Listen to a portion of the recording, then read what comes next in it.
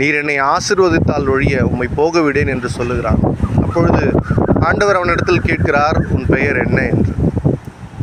அவன் இதனால் வரையிலும் எத்தனாய் பொய்யனாய் இருந்தான். முதல் முறையாக கர்த்தரிடத்தில் உண்மையை ஒப்புக்கொள்கிறான். ஏன்னா அப்பா கிட்ட சின்ன வயசில் நான் ஏசான்னு சொல்லி ஆசீர்வாதம் வாங்கினவன். அவன் பேரை எங்கேயுமே அவன் முழுமையாக சொல்லி உண்மையிலே சந்தோஷத்தை அனுபவிக்கிறவனாய் அவன் இல்லாது பொய்யனாய் இருந்தான். ஆனால் கர்த்தரிடத்தில் முதல் முறையாய் உண்மையை ஒப்புக்கொள்கிறான்.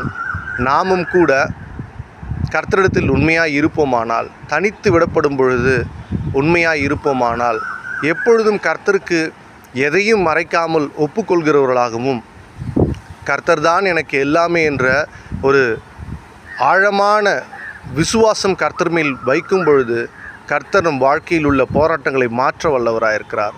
நம் அழுத்தங்களை மாற்ற வல்லவராயிருக்கிறார். நீங்கள் தனித்து விடப்பட்டிருக்கிறீர்களா?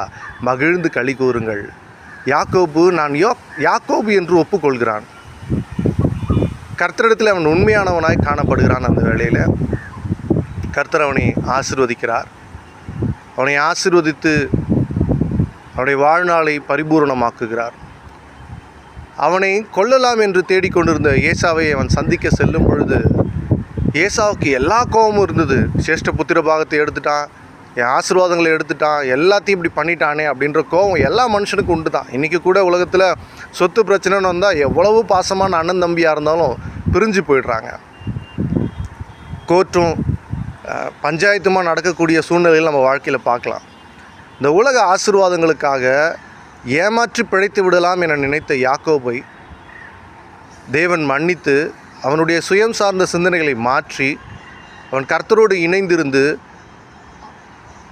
ஆதாமும் ஏவாளையும் தேவன் படைக்கும் பொழுது அந்த ஆதி அன்பில் படைத்ததைப் போல அந்த ஆதி சித்தத்தை யாக்கோபினுடைய வாழ்க்கையில் தெளிவுபடுத்துகிறார். யாக்கோபு தெளிவடைகிறான்.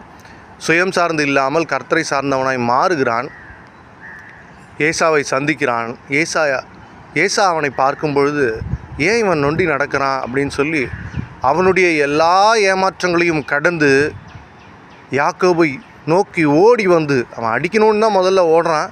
ஆனால் கிட்ட வர வர வர அவன் ஓடி போய் அவனை கட்டி தழுவி என் சகோதரனே என்று அவனுடைய உள்ளம் மாறுகிறது.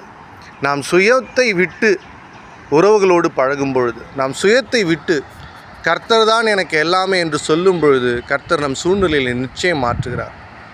நம்மை வெறுத்தவர்கள் நம்மை தேடி வரச் செய்வார். எனவே சமாதானத்தை உண்டு பண்ணுகிற தேவனாய் அவர் இருக்கிறார். ஆதி நோக்கத்தை நிறைவேற்றுகிறவராய் இருக்கிறார். ஆதியிலே பரிபூரணத்திலிருந்து நம்மை படைத்தார்.